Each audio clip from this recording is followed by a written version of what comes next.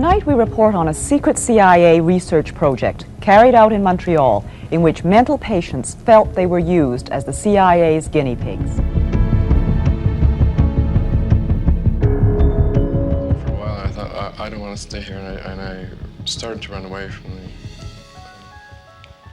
hospital, and they grabbed me and then they put me on sleep treatment. And they kept you asleep for 23 days. And while I was asleep, they were shocking the heck out of me with electric shocks and playing tapes. The electric shock treatments were administered on an unprecedented scale. It was called depatterning. The mind was short-circuited so the psychic driving hypnotic messages could be planted on a clean slate.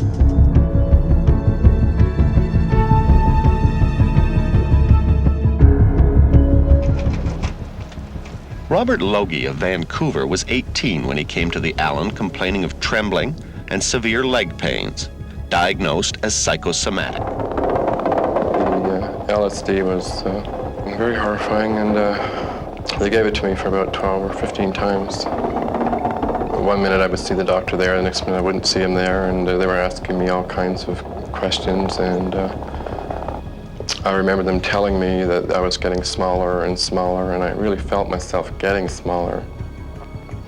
And they were bringing me back in time, way back, you know.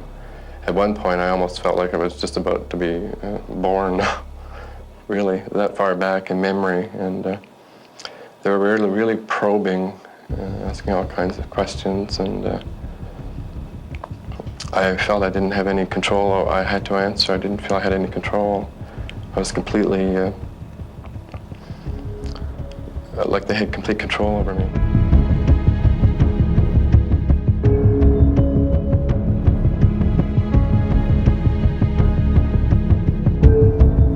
Both the American and the Canadian governments, via the CIA, were conducting mind control experiments on children that started in the 40s and I believe are continuing to this day.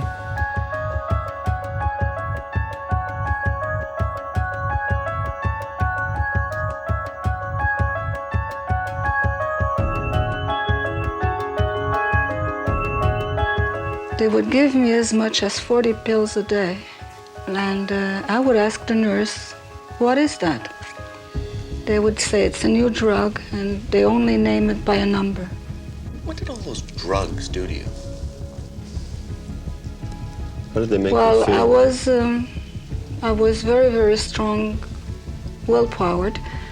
So these drugs kind of desensitize me. They would lower my reactions. They would lower my resistance.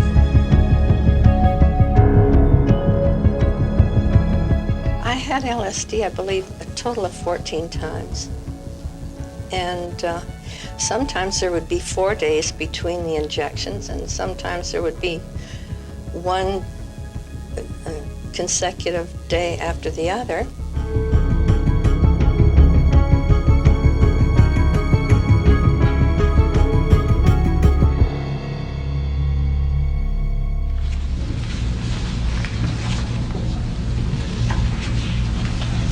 I'm Christy Nicola, born July of 1962, rendering me 32 years of age.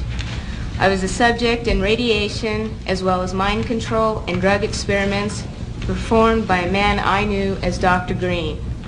My parents were divorced around 1966, and Donald Richard Ebner, my natural father, was involved with Dr. Green in the experiments. I was a subject from 1966 to 1976. Dr. Green performed radiation experiments on me in 1970, focusing on my neck, throat, and chest, 1972 focusing on my chest, and my uterus in 1975. Each time I became dizzy, nauseous, and threw up. All these experiments were performed on me in conjunction with mind control techniques and drugs in Tucson, Arizona. Dr. Green was using me mostly as a mind control subject from 1966 to 1973. His objective was to gain control of my mind and train me to be a spy assassin. The first significant memory took place at Kansas City University in 1966. Don Ebner took me there by plane when my mom was out of town. I was in what looked like a laboratory, and there seemed to be other children. I was strapped down, naked, spread eagle, on a table, on my back. Dr. Green had electrodes on my body, including my head. He used what looked like an overhead projector and repeatedly said he was burning different images into my brain while a red light flashed aimed at my forehead. In between each sequence, he used electric shock on my body and told me to go deeper and deeper, while repeating each image would go deeper into my brain, and I would do whatever he told me to do. I felt drugged because he had given me a shot before he started the procedure. When it was over, he gave me another shot. The next thing I remember, I was with my grandparents again in Tucson, Arizona. I was 4 years old.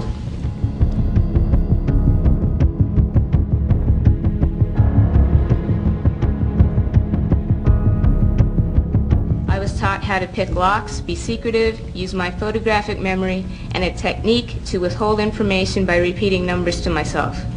Dr. Green moved on to wanting me to kill dolls that looked like real children. I stabbed a doll with a spear once after being severely traumatized, but the next time I refused. He used many pain induction techniques, but as I got older, I resisted more and more.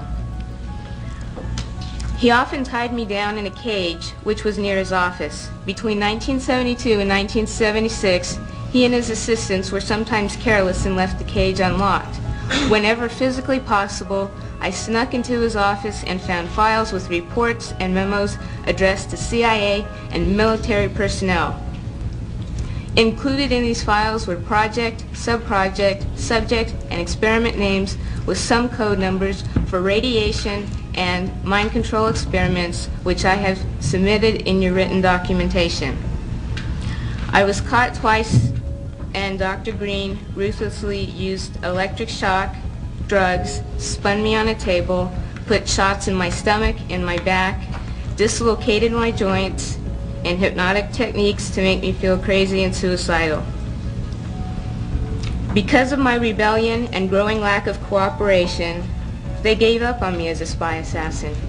Consequently, the last 2 years, 1974 to 1976, Dr. Green used various mind control techniques to reverse the spy assassin messages to self-destruct and death messages. His purpose? He wanted me dead.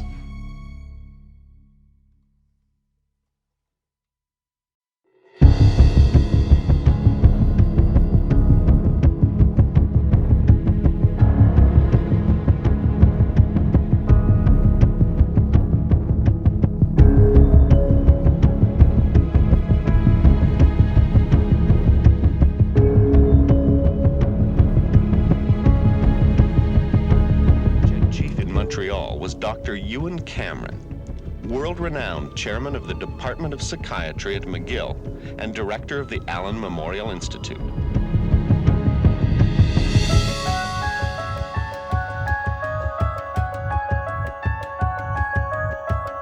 Dr. Elliot Emanuel knew Cameron.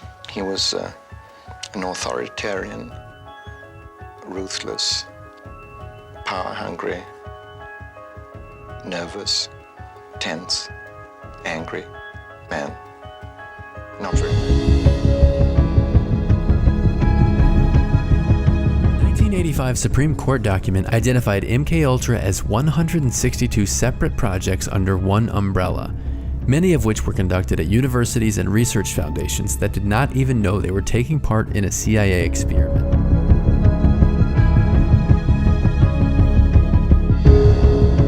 They believe they were part of a CIA project called MKUltra, a research project so secret that even the Canadian government was not informed that the agency was funding activities in this country. The CIA was seeking a new weapon, aimed not at the body, but at the mind.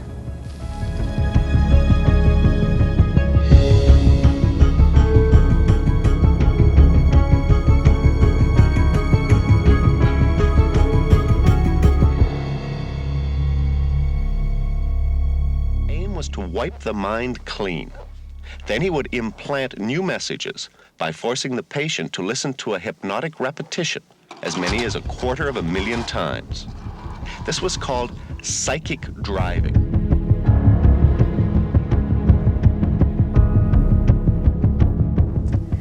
Being strapped down on a table, having electricity applied like to your vagina or to that area.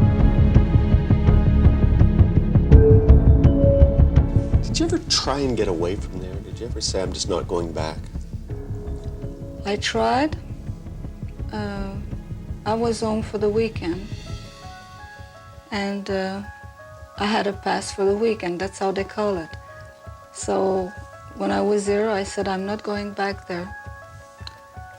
So I telephoned, or somebody else in the house telephoned, and they said, if you're not coming back, we're sending the police after you.